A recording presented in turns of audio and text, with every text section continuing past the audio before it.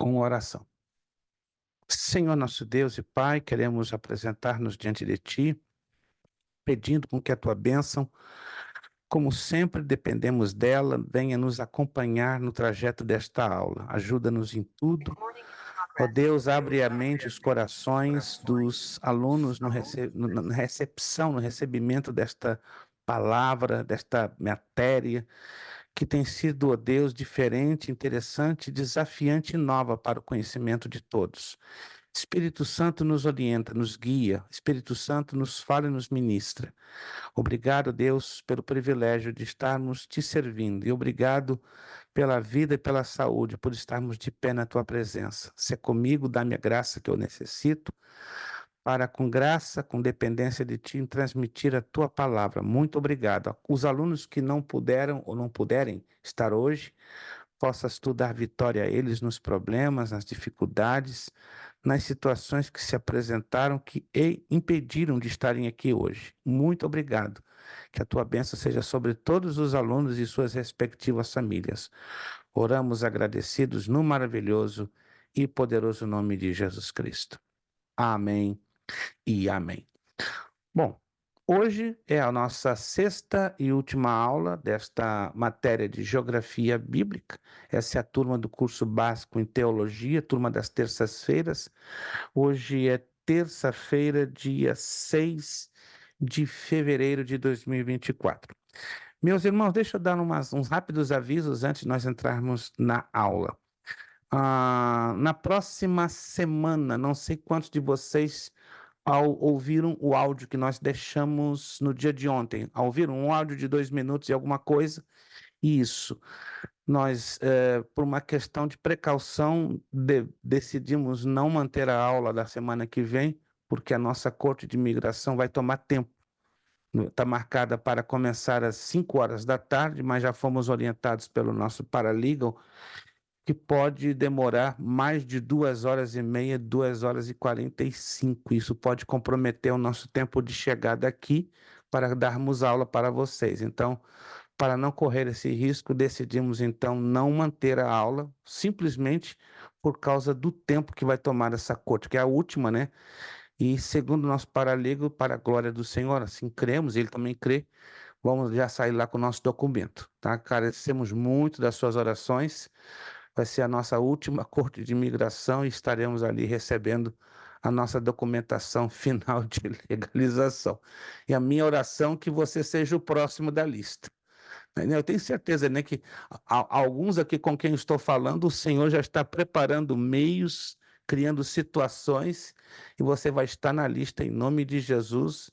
Se não for nesse ano, vai ser no ano que vem, né? Eu estou querendo, tenho orado para que esse grupo aqui, os que não estão legalizados, possam receber esta tremenda bênção da parte de Deus. Amém? Todos entenderam, irmãos? Todos entenderam? Então nós voltamos dia 20. Dia 20, simplesmente eu fui obrigado. Eu não gosto de fazer cancelamentos, a menos que haja uma boa justificativa. Eu não gosto, quem me conhece, eu sou muito, gosto de ser pontual e muito compromissado ou responsável naquilo que eu estabeleço. Mas não tive outra alternativa senão fazer esse cancelamento para não correr esse risco. E depois eu disse, vai ter aula, aí dá 8 horas, 8h15, eu não estou aqui, ainda estou a caminho ou preso na corte. A nova matéria, vocês já viram que eu postei, será a Cristologia, a doutrina de Jesus Cristo, o estudo, né, da pessoa do Senhor Jesus Cristo. Já vou estar despachando a nova apostila para vocês pelo correio, correndo tudo bem, já na metade da próxima semana. A partir de terça-feira, pela manhã, quarta pela manhã, eu estarei já despachando as apostilas para que vocês já possam tê-las em mãos já no início da aula. Só a irmã Bernadette, que está lá no Brasil, que ela vai receber, acredito que amanhã, já vou mandar amanhã mesmo, via e-mail. Via e-mail. Ok, meus irmãos, vamos então para a nossa página 28. Também depois desta prova, eu estarei no transcurso da semana que vem, entre quarta e sexta-feira, começando aos poucos liberar as notas que estão para trás. Eu tenho consciência que eu não tenho liberado as notas, mas fiquem tranquilos que eu vou liberar é que a gente, desde o detalhe do momento que a gente esteve enfermo, né, tivemos muitas acumulações, mas não perdemos o controle, né? Graças a Deus, estamos somente trabalhando numa fila, né, de despachar as nossas notas para os alunos para que tenham conhecimento, mas a gente não perdeu o controle, só estamos colocando tudo numa ordem de fila de chegada, para então aos pouquinhos chegar até você. Página 28, nós estamos falando das viagens de Paulo, e agora estamos naquele mapinha, né, da página, na verdade, na página 27, até a página. Vamos na página 27, só para ter a visualização, nada mais, a visualização. De todas as viagens do apóstolo Paulo, se você observar com muita atenção, essa é a mais diferente. A maioria das viagens, seja a primeira, a segunda, a terceira, se você se lembrar, elas foram muito marcadas de idas e voltas, idas e voltas, idas e voltas, ou de percursos tipo alinhavado, né, de costura, né? Se você olhar no mapa, lembra tipo um alinhavado de costura. Essa é a única viagem, se você olhar com muita atenção pelo trajeto, né, pelo tracejado, que não tem esse alinhavado e esse sistema de ida e volta, porque foi uma única viagem que teve só ida. Oh, aí você vai me perguntar, por que só teve ida? Todas as demais viagens de Paulo ocorreram ida e volta, ou vários tracejados, ou várias rotas emaranhadas entre si. Mas se você tem lido a palavra de Deus, ou se você já leu sobre esta última viagem, que é a viagem de Paulo a Roma, você vai entender, lendo, claro, o texto bíblico, porque esta rota, essa trajetória, ela foi a mais diferente e só teve ida. Alguém pode abrir o áudio e responder? Acredito que você, se já leu, né? A menos que não tenha lido. Aí, se você não leu e não observou, claro que vai ter dificuldade em responder essa pergunta. Mas em tese é fácil. Se você leu o texto lá de Atos dos Apóstolos, você vai entender por que esse mapinha, tá? Ele só tem uma única trajetória, que é daqui Ele para foi cá. morto, pastor? Como? Que eles mataram o Paulo, o Sim, apóstolo exatamente, Paulo? irmã Flávia. Foi a última viagem que ele fez para a morte, entendeu? Então, a sua saída lá da Palestina rumo a Roma foi a última. Ele não teve retorno, ele não voltou. Alguém se lembra disso ou não? Alguém se lembra disso? É necessária a leitura de Atos dos Apóstolos para você entender isso. É super, super interessante isso. Ou seja, Paulo, as demais viagens ele fez ida e volta, ida e volta. Esta foi a única, porque foi a que marcou praticamente o final da sua jornada, o final da sua carreira, né? Só para deixar isso bem claro, né? Porque você talvez tenha observado os mapas e se perguntar por que essa trajetória ou essa viagem ela é tão diferente em comparação às outras. Entrando lá na página 28, com a numeração das trajetórias, né, nós observamos que Paulo começa essa viagem em Jerusalém, ele vai para Cesareia, está ali no número 1, já falamos isso na aula passada. No número 2, ele, em Cesareia, ele pleiteia sua causa perante Félix, Drusila e outros, né? Félix era o governador daquela região. No número 3, ele sai de Cesareia até Sidom. Os amigos saudam a Paulo quando ele desembarca em Sidom. No número 4, de Sidom, costeando a Cilícia e Panfilha até Mirra, Paulo e comitiva mudam para o navio que vai para a Itália. Depois do número 5, foi onde nós paramos, de Mirra costeando até Cnido, e daí a sudoeste, passando por Salmona até Bons Portos, conforme Atos 27, 5 a 8. Vamos ler só esse textozinho, né? Vamos ler textos curtos hoje para não tomar muito tempo, né? Porque nós temos ainda algum conteúdo para trabalharmos. Eu quero dar espaço para vocês fazerem uma prova bastante tranquila. Atos capítulo 27, versículo de número 8. Atos 27, versículo 8.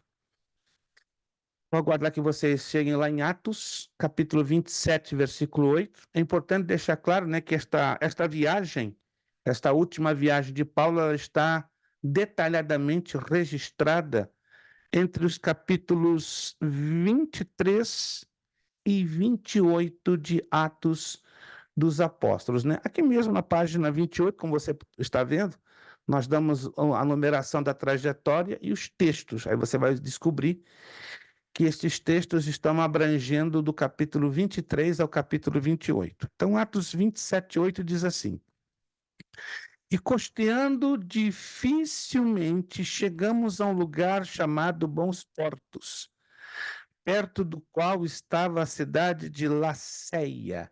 Laceia. Interessante isso, né? Aí você vê lá no trajeto número 5, você vai lá no mapinha, e você procura aí a trajetória número 5. Então, praticamente, Paulo está entrando na ilha de Creta, certo? Na ilha de Creta. Procure ter isso em mente. Paulo, ele, nas suas viagens, ele passou em três ilhas, três ilhas. Nesta última viagem, ele cruzou duas, que foi a de Creta e a de Malta. Na verdade, Creta ele cruzou, Malta ele costeou.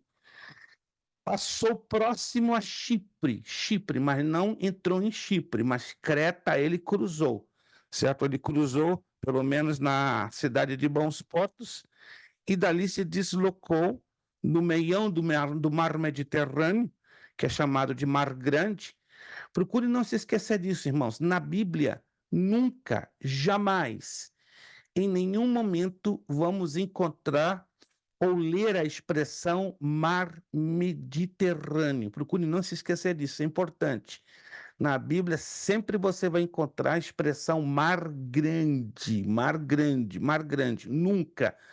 Porque a expressão mar Mediterrâneo é uma expressão moderna, que data do século XIV, XV, tá? Mas nos tempos bíblicos, sempre a Bíblia apresenta o nome mar grande. Algo parecido com Mar Morto. Não espere encontrar na Bíblia o registro Mar Morto. Nunca, jamais. Procure ter isso em mente. É mar salgado. Mar salgado. Nunca você vai encontrar a expressão na Bíblia como Mar Morto, senão mar salgado. Agora, o que pode confundir é com respeito ao mar da Galileia. Os evangelhos apresentam 4 nomes diferentes. Mar da Galileia, mar de Tiberíades, pode ser mar ou pode ser lago de Tiberíades. Lago de Quininérete ou lago de Genezaré. Então, muito cuidado, está falando do mesmo lugar, só que numa óptica diferenciada dentro dos 4 evangelhos. Um evangelho fala mar da Galileia, o outro evangelho fala mar de Tiberíades, ou lago de Tiberíades. Um outro evangelho usa a expressão lago de Genezaré. E o outro evangelho usa o lago de Quininérete. Mas está falando do mesmo lugar, mesmíssimo lugar onde Jesus e os seus discípulos ali na Galileia fizeram a sede do seu ministério. E outra coisa importante, só estou refrescando detalhes, tá? A cidade de Cafarnaum foi a base do ministério de Jesus na Galileia. A cidade de Cafarnaum, você vai ver nos mapinhas, né, que temos estudado, foi a base do ministério de Jesus na Galileia e basicamente ou prioritariamente na casa de Pedro. A casa de Pedro foi então o quartel-general. Vamos então avançar nesse mapinha, na página 6, perdão, 28, desculpe. Ponto 6, página 28. Ponto 6, página 28. De Bons Portos, passando por Clauda até a ilha de Malta. Aí você procura aí o ponto 6, né? Nesse tracejado, aí você vai chegar até a ilha de Malta. Aí temos o número 7, na ilha de Clauda, cingindo o navio. A ilha de Clauda, ela está bem apertadinha, né, pequenininha, né, ela está colada ali junto a Malta. É uma ilha pequena, muito difícil você enxerga aí, né? Na verdade, ela está em Creta, né? Desculpe. Ele toma o caminho, né, para Malta, mas ele passa por Clauda, que é uma ilha pequenininha que está ali do lado de Creta. Aí ele entra em alto mar, rumo a Malta, que é o número 8. Em Malta ocorre o naufrágio. Então, toda a narrativa do naufrágio está entre o versículo 18 e 20 do capítulo 27 de Atos e 39 a 44. Em Malta, Paulo cura o pai de Públio, né? Vamos ler então somente esses dois textos, Atos 27, 18 e 20. Atos 27, 18 ao 20. Andando nós agitados por uma veemente tempestade, no dia seguinte, aliviaram o navio. E ao terceiro dia, nós mesmos, com as próprias mãos, lançamos ao mar a armação do navio. E não aparecendo havia muitos dias, nem sol nem estrelas, e caindo sobre nós uma não pequena tempestade, fugiu-nos toda a esperança de nos salvarmos. Ou seja, o negócio foi feio. No versículo 14, para quem ainda não anotou, Atos 27, 14, só para você saber, ó. Mas não muito tempo depois, deu nela um pé de vento, chamado Euroaquilão. Seria interessante você anotar o nome do vendaval que provocou essa turbulência no mar Mediterrâneo, no Mar Grande, levando o naufrágio deste navio. Anote aí, Euroaquilão. É um nome feio, que não é brinquedo, mas é o que a geografia bíblica determinou para dar este nome, Euroaquilão.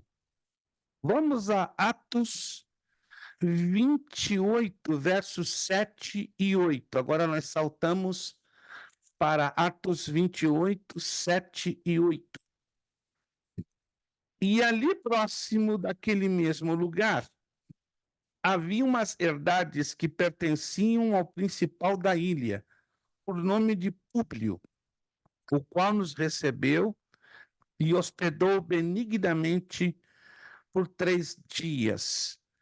Aconteceu estar de cama enfermo de febres e de citeria o pai de Públio, e Paulo foi ver e, havendo orado, pôs as mãos sobre ele e o curou. Então, Públio era um oficial do governo romano, acredita-se que era o administrador ali da ilha de Malta, não é? Da ilha de Malta, e o seu pai estava enfermo com febres, e aqui o evangelista Lucas, o doutor Lucas, diz que ele estava sofrendo de uma enfermidade chamada dissenteria, que seria algo parecido com uma diarreia bacteriana muito intensa.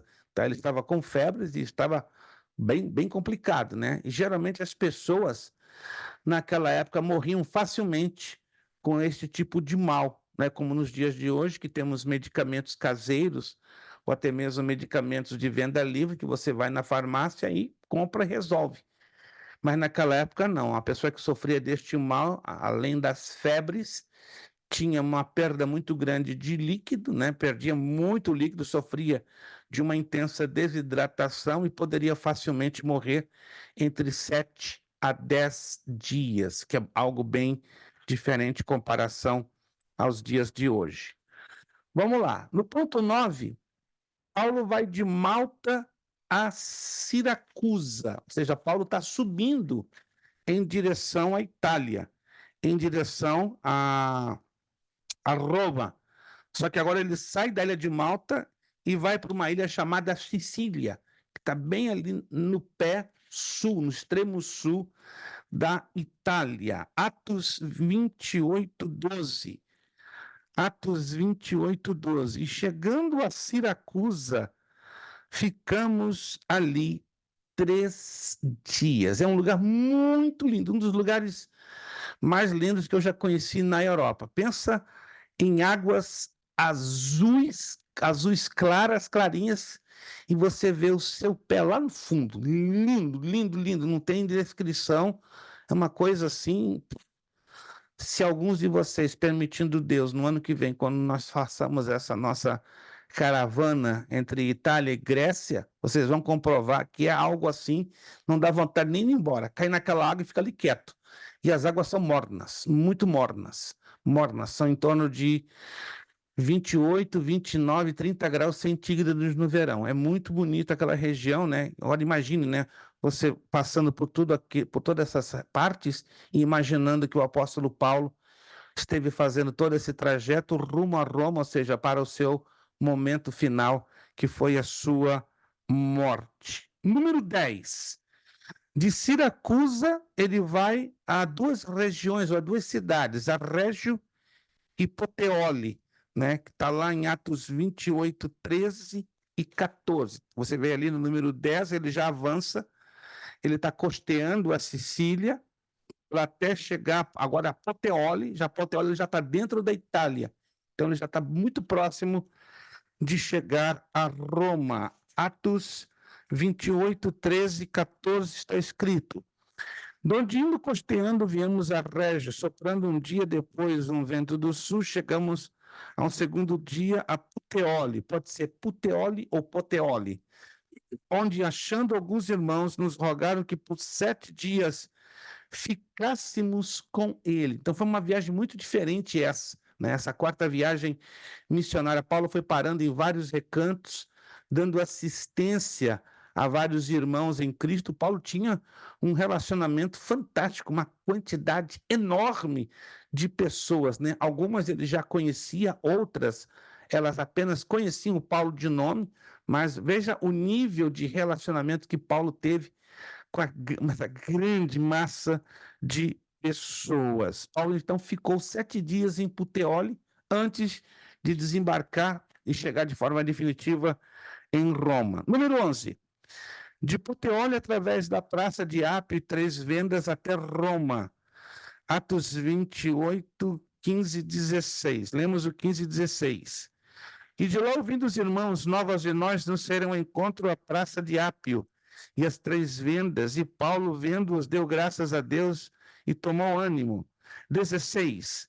Logo que chegamos a Roma, o centurião entregou os presos ao general dos exércitos, mas Paulo se lhe permitiu morar por sua conta com um soldado que o guardava. Uau! Então, o Paulo, chegando em território italiano, ou praticamente em Roma, ele é preso. Vê que coisa curiosa, né?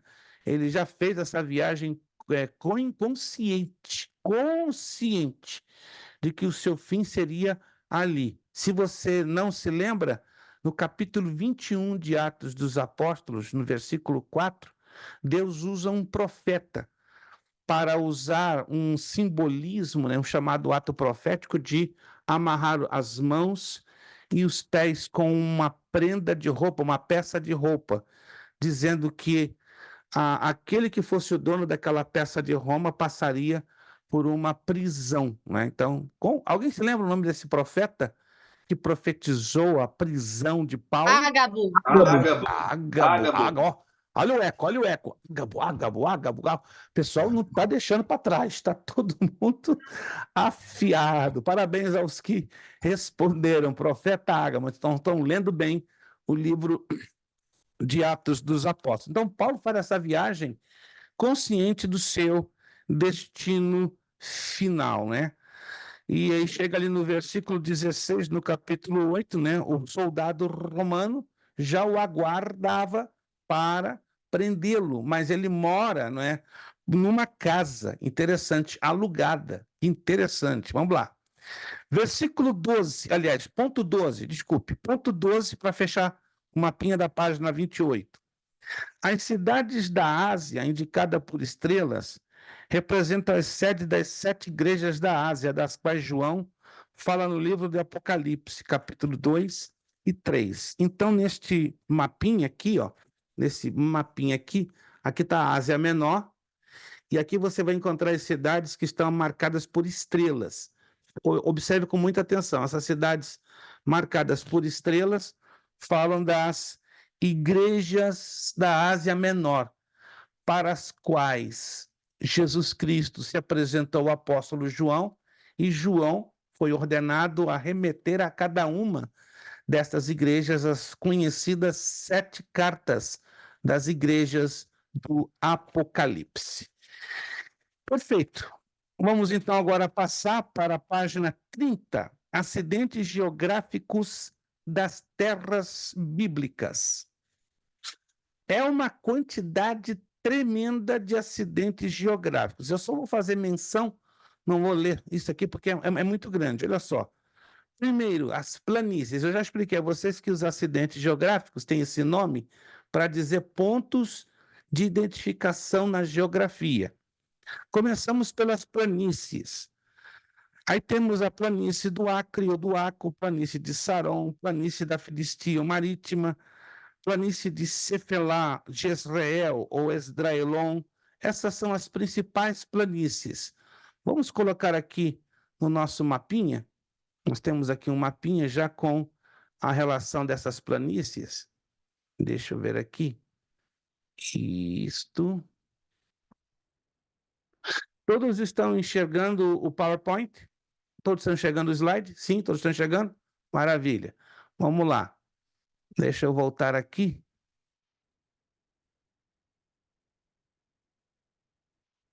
Bom, essas seriam as planícies, só que de uma maneira bem resumida. Começa por aqui, as planícies costeiras, o Vale do Jordão e o Planalto Central, que é o ponto 3 e o ponto 4. Essa parte esverdeada que você está vendo aqui neste mapa são todas estas planícies que acabamos de fazer menção. Virando a página 32, nós vamos entrar na parte dos vales. Vale do Jordão, Vale de Jezreel, Vale de Acor, Vale de Aijalon, Vale de Escol, Vale de Hebron, Manre, Vale de Sidim, Vale de Siquém, Vale de Baçã, Vale de Moab. Eu falei sobre esse Vale de Moab, né, e sobre os Uades. Está aqui a relação dos vales, né? Está aqui o Vale do Jordão, 2, o Vale de Jezreel, 3, o Vale de Acor, 4, o Vale de Aijalon, 5, o Vale de Escol, 6, o Vale de Hebron, 7, lá embaixo, o Vale de Sidim, o 8, lá em cima, o Vale de Siquém, o 9, lá em cima, lá na pontinha, o Vale de Baçã, e o 10, no outro lado oposto, o Vale de Moabe. Cabe ressaltar que a palavra vales aparece na Bíblia, 92 vezes, isso na edição revista e atualizada. Vamos à questão dos montes, deixa eu ver aqui, os montes, montes, deixa eu ver aqui, se aqui nesse mapinha eu posso mostrar a vocês os montes.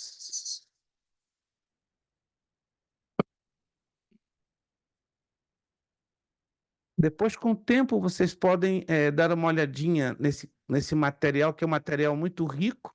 Claro, a gente não teve nem metade do tempo, não conseguimos nem ver metade disso aqui, mas isso aqui é um material muitíssimo rico que vai ajudar a vocês a entenderem melhor que o nosso tempo foi, infelizmente, um pouco curto, né? Tive que reduzir bastante o conteúdo a nível visual desta matéria. Deixa eu ver se eu consigo aqui localizar à mão um mapinha com os montes, com os principais montes de Israel.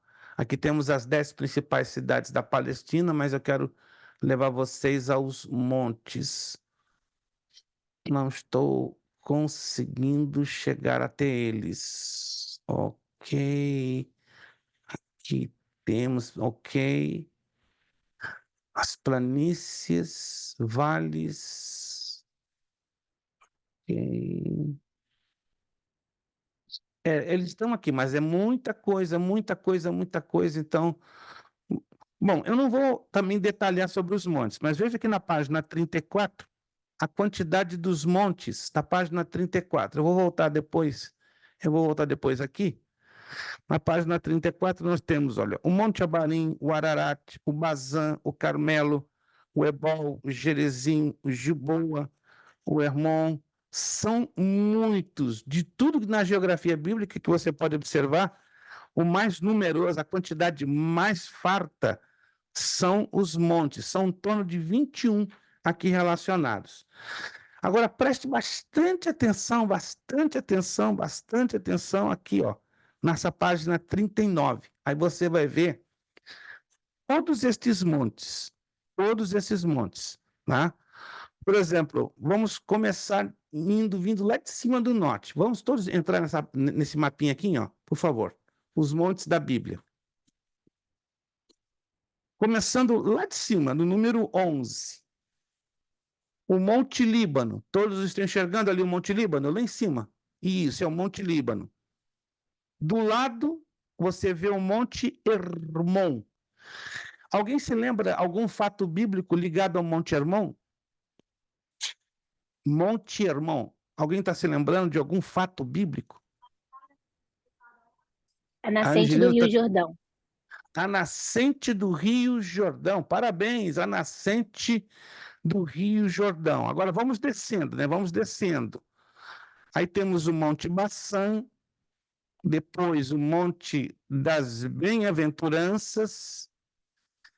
Vamos descendo. Aí tem a cidade de Nazaré. Estão vendo a cidade de Nazaré? Estão descendo. Aí tem a cidade de Nazaré. Do lado direito da cidade de Nazaré tem um monte. Como é que se chama esse monte? Bem do ladinho, à direita de Nazaré.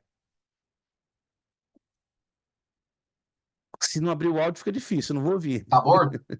Tabor. Que acontecimento bíblico lembra vocês o Monte Tabor? Alguém se lembra? Transfiguração de Jesus?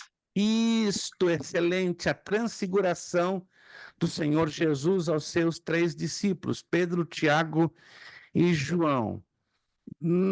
Quase paralelamente, mas indo para o lado esquerdo, na direção do mar Mediterrâneo, temos um outro monte que marcou uma história importante no Antigo Testamento. 400 Que monte é? Monte Carmelo, Carmelo. profeta de Baal e Azerá.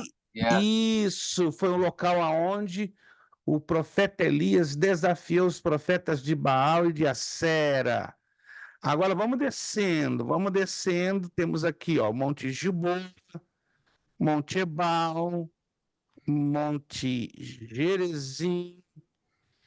Aí temos aqui, né, uma série de montes muito importantes, né?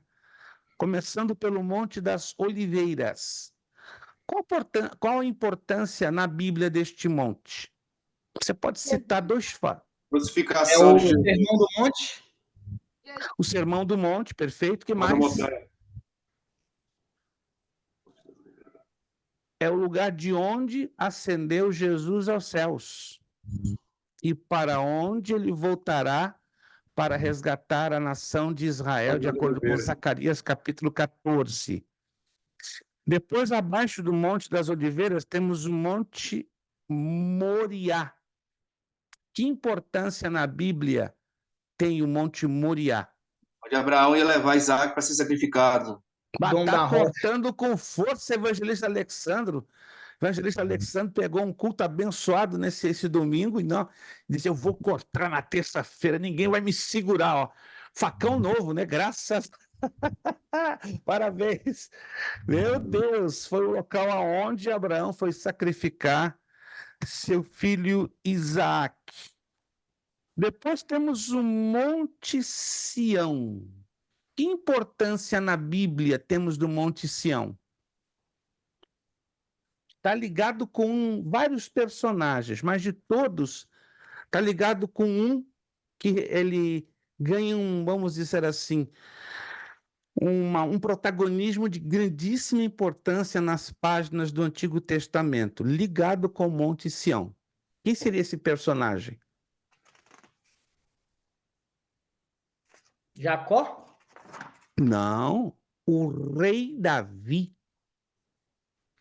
Lembre-se que por um tempo a cidade de Jerusalém não foi a sede do governo do reino de Israel, senão no Monte Sião, porque Davi, por uma questão de estratégia, estabeleceu a capital do reino de Judá no Monte Sião, depois que ele desloca a sede de governo para a cidade de Jerusalém. Por isso que o Monte Sião ganha uma relevância histórica muito importante, ligada com o rei Davi.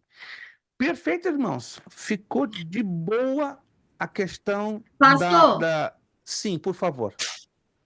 no Monte Sião foi onde Jacó teve o sonho que subiu ao céu? Não. Ali foi na cidade de Betel, na cidade, da verdade, de Luz, que passou a ter o nome Betel.